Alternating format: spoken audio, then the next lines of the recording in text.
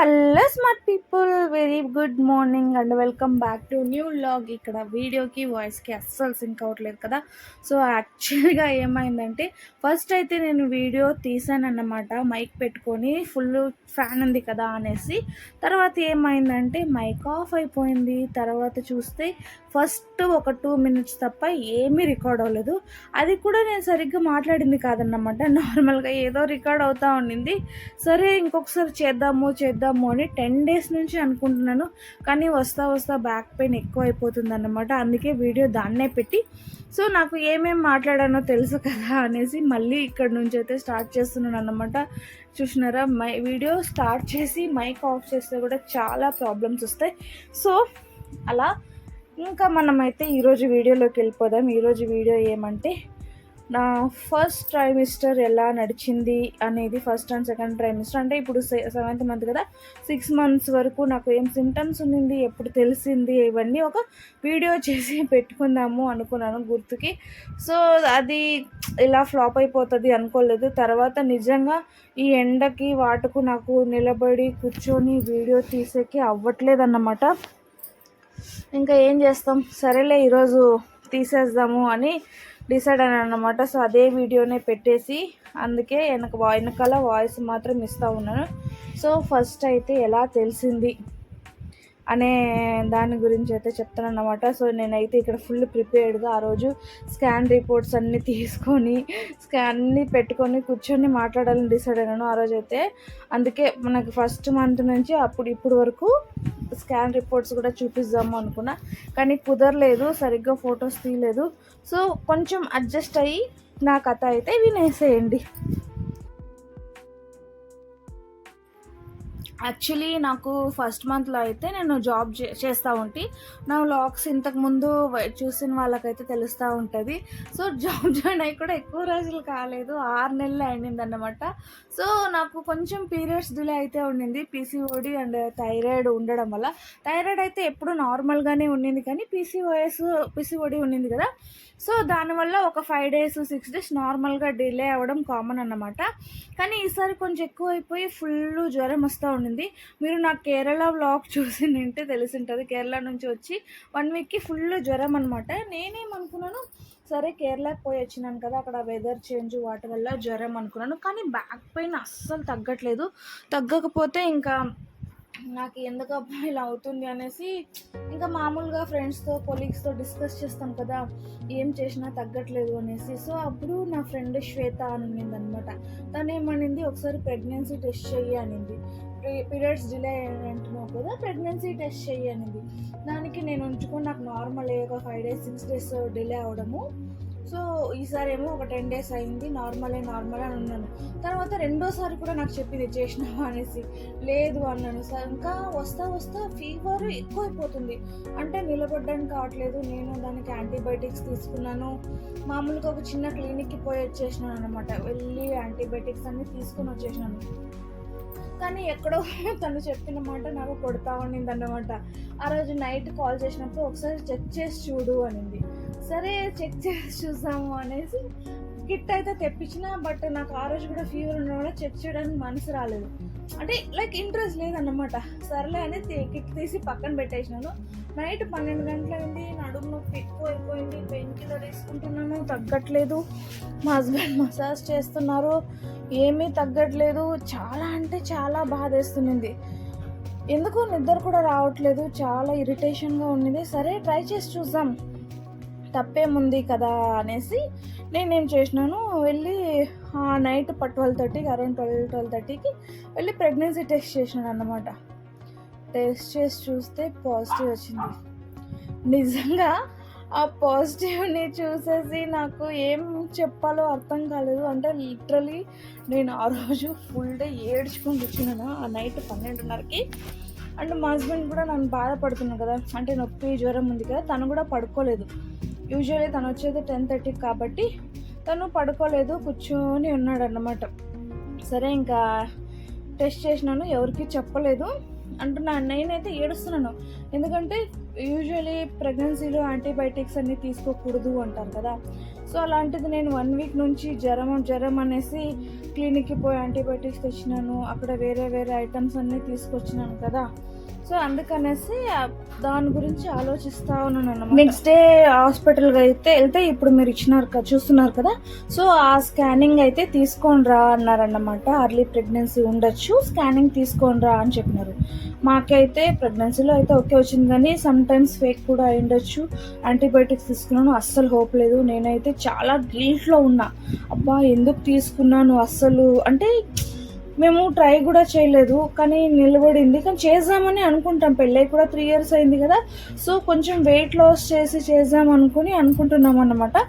ఆ టైంలో ఇలా అయినప్పుడు నాకు చాలా బేజారైంది. ఎంత బేజారంటే లైక్ చెప్పలేను అనమాట. ఇప్పుడు మాటల్లో ఏడుపు నైట్ అంతా ఏడ్చుకునే ఉన్నాను. అయినా సరే అలాగే పడుకొని పొద్దున్నే అయితే హాస్పిటల్ తీసుకెళ్ళాడు. అమ్మకి చెప్పలేదు, అత్తమ్మకి చెప్పలేదు, ఎవరికి చెప్పలేదు.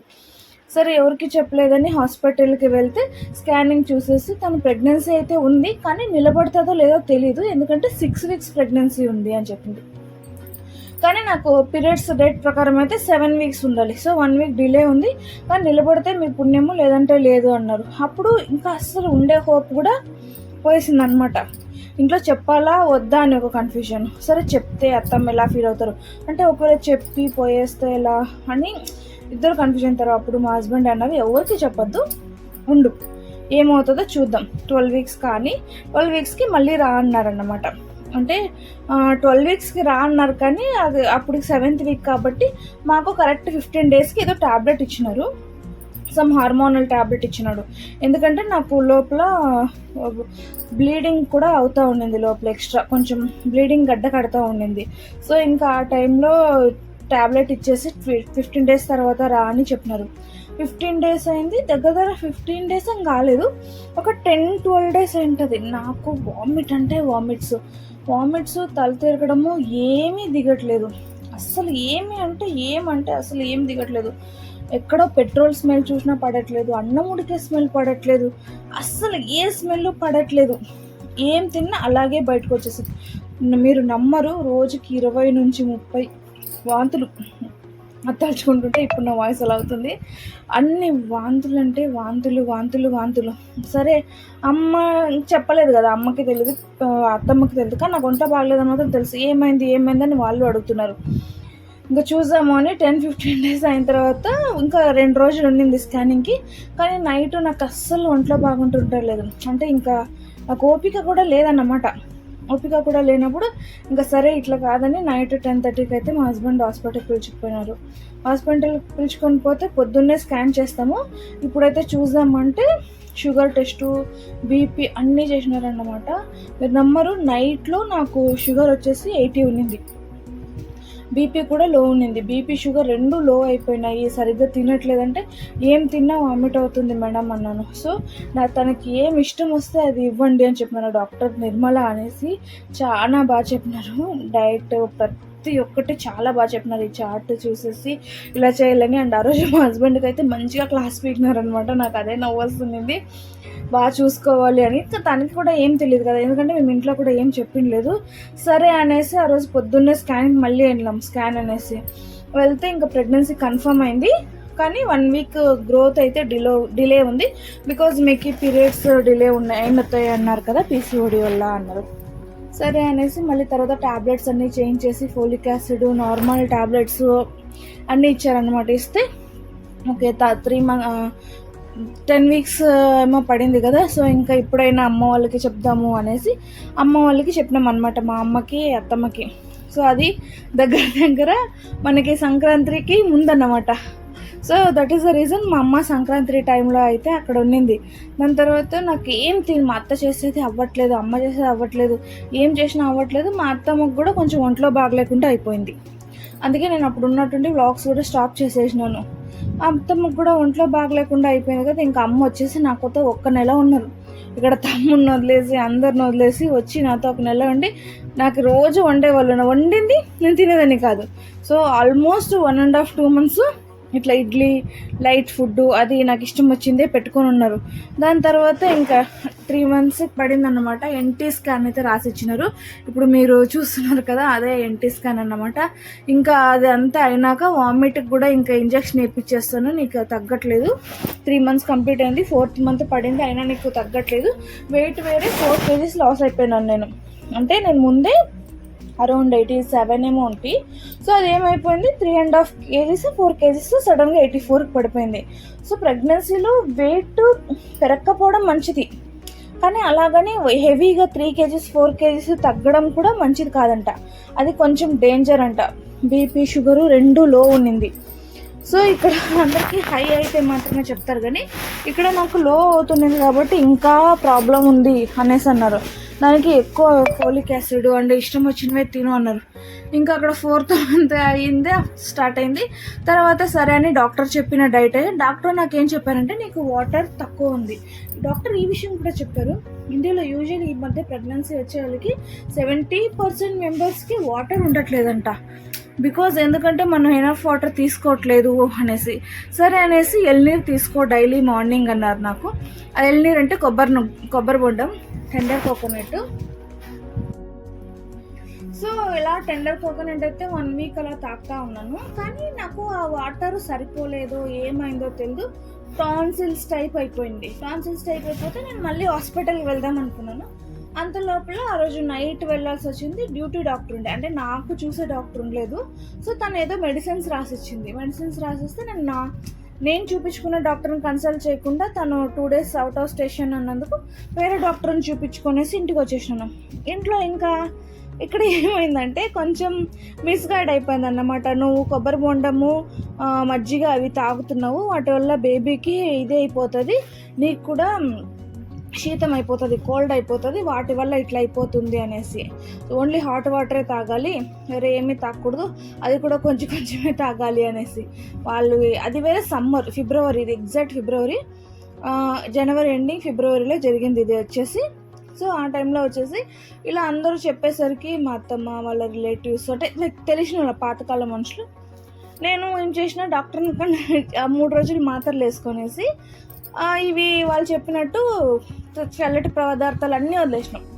ఆల్రెడీ తను ఆ రోజు చెప్పింది నాకు, వాటర్ ఇన్ఫెక్షన్ అయ్యే ఛాన్స్ ఉంది, వాటర్ సరిగ్గా తాగట్లేదు, యూరిన్ ఇన్ఫెక్షన్ అయ్యే ఛాన్స్ ఉంది అని. కానీ నేను అది వదిలేసి వీళ్ళు చెప్పిన మాటకి అన్నీ వదిలేసినాము. మా హస్బెండ్ కూడా పెద్దోళ్ళు చెప్పింది కరెక్టే ఉండొచ్చు కదా అని ఒక ఉంటుంది కదా ఇంట్లో ఎవరన్నా చెప్పారంటే. సో అందుకనేసి సరే అనేసి వదిలేసాం అనమాట. వదిలేస్తే ఏమైపోయింది, 4-5 రోజులకి ఇంకా అస్సలు బాడీలో శక్తి అనేది లేదు. ఒక 20 అడుగులు కూడా వేయలేకపోయేదాన్ని అండి, నిజం చెప్తున్నా, 20 అడుగులు కూడా వేయలేకపోయేదాన్ని. ఇంకా నాకు తెలుస్తూ ఉంది ఏమో అవుతుందని. అలా 4-5 days అయ్యాక నాకు అవ్వలేదు. ఇంకా పొద్దున్నే అమ్మకు ఫోన్ చేసి, అమ్మ నాకు అవ్వట్లేదమ్మా, ఇక్కడేమో అవుతుంది, వచ్చేయని చెప్పేసినాను. అమ్మ అప్పటికప్పుడు హోస్పేట్ నుంచి 350 kilometers అనమాట వచ్చేసింది. ఇది బస్సులో, అస్సలు జనరల్ బస్సులో ఎలా వచ్చిందో ఏమో పాపం అమ్మ నిజంగా నా కోసం అయితే వచ్చేసింది. వచ్చి ఒకరోజు చూసింది, ఇలా కాదు అని వెంటనే అదే డాక్టర్తో అపాయింట్మెంట్ తీసుకొని పోతే డాక్టర్ కూడా ఫుల్ తిట్లు.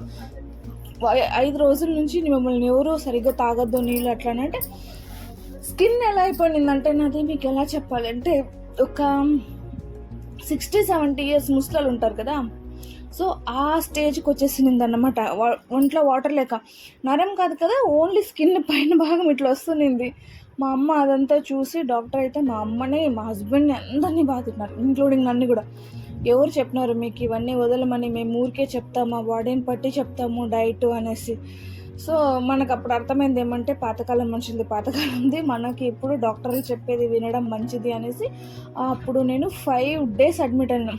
వ్యాలంటైన్స్ డే రోజు నేను 3rd day ఏమో అక్కడ అడ్మిట్ అయ్యి ఉండింది. మా హస్బెండ్ అక్కడే నాకు వ్యాలంటైన్స్ డేకి ఎక్కడికైనా వెళ్దాం అనుకున్నాము, అవన్నీ గుర్తు చేసినంటే అమ్మ ఒక్కటే హాస్పిటల్లో ఉండింది అప్పుడు, నాతోనే ఉండి చూసుకొని 5 days ఉండిందనమాట. ఇంకా డాక్టర్తో మాట్లాడింది, తనకి ఇక్కడ కేరింగ్ సరిగ్గా లేదు, అంటే లైక్ ఇక్కడ ఎవరికి నాలెడ్జ్ లేదు ఒక అమ్మాయిని చూసుకోవడానికి, so I will take care అనేసి డాక్టర్తో పర్మిషన్ తీసుకుందనమాట. సరే 5th month పన్నాకే వెళ్ళాలి కదా, అంటే ఇప్పుడు 10-15 డేస్ అస్సలు ట్రావెల్ చేయకూడదు అనేది, అస్సలు బండి అంటే నడపకూడదు అనేది. నేను మీకు తెలుసు కదా నేను జాబ్ చేస్తూ ఉన్నాను అని. జాబ్కి నాకు డైలీ 11 కిలోమీటర్స్ పడుతుంది. అండ్ నేను 2 వీలర్లో డ్రైవ్ చేసుకుంటూ వెళ్ళదాను అన్నమాట. సరే ఇంకా అయ్యే పని కాదు అనేసి జాబ్ అయితే రిజైనింగ్ పెట్టేసిన అన్నమాట. ఇంకా వేరే ఆప్షన్ లేదు కదా, ఎందుకంటే 12 కిలోమీటర్స్ ట్రావెల్ చేయలేను అండ్ ఎలాగైనా నేను హాస్పిటల్కి రావాలి. కానీ ఆఫీస్ వాళ్ళు కూడా అప్పుడు బాగా సపోర్ట్ చేశారు. మళ్ళీ ఇప్పుడు కూడా ఎప్పుడైనా వస్తే కూడా రండి అన్నారు. అసలు నేను వదలాల్సిన టైమే కాదన్నమాట అది జాబ్. ఒకసారి నాకు జాబ్ వదిలేదైతే అస్సలు ఇష్టం. తర్వాత అయితే ఇష్టం అంటే అయితే అమ్మ ఆ టైంలో తీసుకొచ్చేద్దాము, సీమంతం చేయకుండా తీసుకురాకూడదు అనేసి అన్నారు. సరే అనేసి 5th month లోనే సీమంతం పెట్టేసినారు అన్నమాట. ఇంకా అక్కడ నుంచి అయితే వచ్చేసినాము. అక్కడ నుంచి వచ్చినతోనే ఫస్ట్ అమ్మ లోకల్ డాక్టర్కి పోదాము, మనకి ఇక్కడ అంటే నేను 28 years ఇక్కడే పుట్టి పెరిగినాను. సో ఇక్కడైతే డాక్టర్ తెలుసు అంటే మా డాక్టర్ వచ్చి వేరే డాక్టర్ని సజెస్ట్ చేసిన ఒక గైనకాలజిస్ట్ని, అతని దగ్గర వెళ్ళామన్నమాట. వెళ్తే అతను వచ్చేసి స్కాన్ ఇచ్చారు, 5th month స్కాన్. అదంతా చేసిన తర్వాత బేబీ 300 grams ఉంది అన్నారు. సో యూజువలీ 600 to 650 grams ఉండాలి 5th month లో, కానీ 300 grams ఉంది. కానీ ఆర్గాన్స్ అన్ని ఓకే, వెయిట్ గ్రోత్ తక్కువ ఉంది అన్నారు. నేను ఎక్కువ ఆలోచించేస్తున్నాను, ఇలా చాలా చెప్పారన్నమాట. తర్వాత మా అమ్మకి కరెక్ట్గా డైట్ ఫాలో అవ్వాలనేసి వాళ్ళే నాకు ఒక డైట్ చార్ట్ అయితే రాసిచ్చారనమాట. ఆ డైట్ ఫాలో అవ్వాలి, ఇంకా ఏం చేసినా కానీ వద్దు అనేసి. సరే అని కూర్చొని ఆ డైట్ అయితే ఫాలో అయ్యాను. 1 month కరెక్ట్గా డైలీ మొలకలు, డ్రై ఫ్రూట్స్, ఇప్పుడు కూడా అవే తింటా ఉన్నాను. మీరు నేను ఏం వాట్ ఐ ఈటెడ్ ఇన్ ఎ డేలో చూస్తే తెలుస్తుంటుంది. అస్సలు జంక్ ఫుడ్ అనేది ముట్టలేదు అన్నమాట, దాని తర్వాత 6th month పోతే ఓకే, 6th month కావాల్సినంత బేబీ వెయిట్ పెరిగింది, ఇప్పుడు పర్వాలేదు, ఇప్పుడు అంతా ఓకే ఉంది, నీకు కూడా బీపీ లేదు, షుగర్ లేదు, చూసారా ముఖంలో కూడా అంత సాటిస్ఫాక్షన్. సో 6th month వచ్చేసరికి అప్పుడు ఎవ్రీథింగ్ ఈజ్ ఓకే ఫైన్ అని చెప్పారనమాట. అప్పుడు నేను ఓకే రిలీఫ్గా అయినాను. రిలీఫ్ అంటే నేనే కదా, అమ్మ అందరూ రిలీఫ్ అయినారు, ఓకే ఇప్పుడు బాగుందని. అప్పటి వరకు ఎప్పుడు చూసినా బీపీలో ఓపికే ఉండేది కాదు. వామిట్స్ అంటూ విచిత్రమైన వామిట్స్. నేను నిజంగా ఇన్ని రోజులు ఒక అనుకునేదాన్ని, కానీ ఒక్కొక్కరి బాడీ ఒక్కొక్కలాగా రియాక్ట్ చేస్తుంది కదా. సో అలా అయితే నా బాడీ అలా రియాక్ట్ అయిందన్నమాట. సో ఇప్పుడు 5th month అయ్యాక ఇప్పుడు సిమ్టమ్స్ అన్ని తగ్గినాయి, వామిట్స్ తగ్గినాయి, కొంచెం కాలు వాపులు ఉన్నాయి కానీ బెటర్. మరి కాకపోతే కొంచెం నడుము నొప్పి ఉంది. నేను ఎక్సెస్ వెయిట్ ఉండడం వల్ల రీసెంట్గా కొంచెం వెయిట్ అయితే పెరిగినాను, 3-4 kgs. మరి అంత ఎక్కువ పెరగలేదు. బేబీ వెయిట్ కూడా బాగుందన్నమాట. ఇది నా 5 months 6 months జర్నీ అనుకోవచ్చు. సో దీని తర్వాత అయితే నేను 6th month గ్రోత్కి మళ్ళీ స్కానింగ్ ఇచ్చినారు నాకు. అప్పుడుది కూడా నేను లాక్ చేశాను. రేపు అయితే ఆ వ్లాగ్ వస్తుంది, మీరు చూసేయండి. ఇంకా నా ఛానల్ని ఫస్ట్ టైం చూస్తున్నట్టయితే సబ్స్క్రైబ్ చేసుకొని చూడండి. ఆల్రెడీ సబ్స్క్రైబ్ చేసుకున్న ప్రతి ఒక్కరికి thank you so much. And ఈ టైంలో నాకు మీ ప్రేయర్స్ చాలా important. So please pray for me. Bye.